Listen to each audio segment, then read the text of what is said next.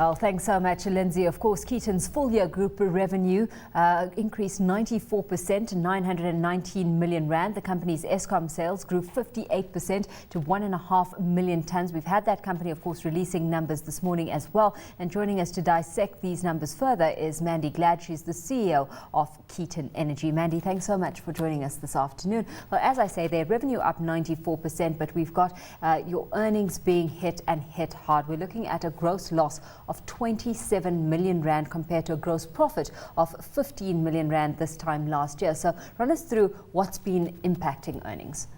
I think largely the earnings were impacted by our poor performance of our mining contractor, lower than expected 5-seam sales at our Van Gautfontein colliery. We obviously took the once-off loss of 51 million rand due to the closure of Pit 1 at Van Gautfontein, and yes, lower than expected thermal coal sales. But it has been a tale of two halves. So take us through that and what changed in the second half, given the kind of challenges you've faced and the kind of turnaround you've had to bring through to the company. Because, as I say, you talk of a better second half helping to alleviate at least some of the pressure of what came through in the first half. I think certainly the second half was significantly better. We went from a 9% loss in the first half to a 2% profit in the second half, 38 million loss to an 11 million profit. The reasons for that, and I repeat, the poor performance of our mining contractor. Obviously, there was coal that was sterilised. They were mining in a pit that was marginal. And as a result of the combination of those things, we had our plant has not performed as we would have liked it to, and therefore we struggled, and those challenges hit us hard in the first half. In the second half, we took decisive action, replaced the mining contractor, and of course looked at optimizing the operations. We put a lot of attention and focus on the 2 and the 4 seam plant, and as a result the trend is certainly upwards, and in fact the first 2 months of this new year have shown record performance in both months, excellent cash generation. So I think it's safe to say that Van Gautfontein has turned a corner, and certainly Keaton has. Yep, well, as you say, it's had to see a lot of changing in terms of strategy. You've mentioned the fact that you've had to close Pit 1 because it was no longer economically viable. Moving forward, I mean, are the mines that you currently have at play profitable? How do you make them more profitable moving forward? Well, certainly Van Gautfontein currently, as I said to you, has turned a corner and is profitable and will continue to be so.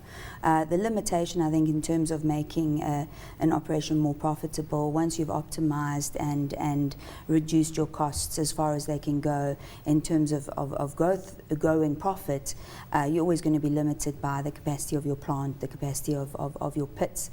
So I think Van Gautfontein is on the right track, is profitable, and the trick now is to keep it that way. Volkrans is a small mine, always will be marginal, although it does produce a niche anthracite product, an excellent quality anthracite.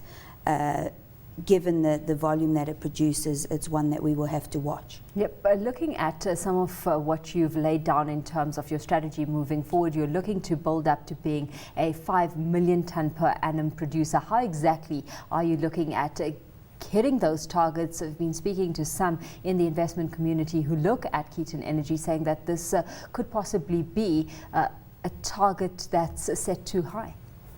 I hear you. I would argue that we are currently at 2.5 million anyway, and to get to 5, we have an internal pipeline, one which we've openly declared we will be advancing.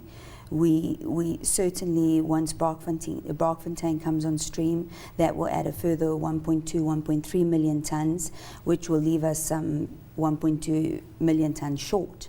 And that's why we've stated that we are acquisitive. Yep, looking at that acquisitive strategy specifically, what exactly are you targeting? Because one assumes that to a large extent they're going to be undeveloped assets, and that would mean more capital needing to be pumped in, putting a considerable pressure on an already stretched balance sheet.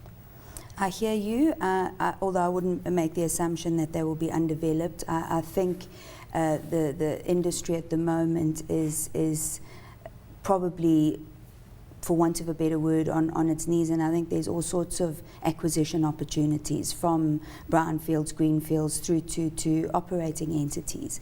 So from our perspective, we aren't limiting it to undeveloped or assets, and thankfully we have, I know our balance sheet doesn't look to be able to support it, but we do have the support of our major shareholders, and I believe through that avenue would quite easily be able to fund an acquisition that we thought would add value to our shareholders. Some of those in the investment community saying, why not make existing mines profitable rather than focus on this eager-based growth where it may impact the top line but not necessarily the bottom line anytime soon? Your response to that, because the commentary that goes along with it is that Keaton is targeting tonnage but not profitable tonnage. We certainly are targeting profitable tonnage, and I think perhaps the fact that the results that have just been delivered are not entirely indicative, given that they were sort of diluted by the first half's performance.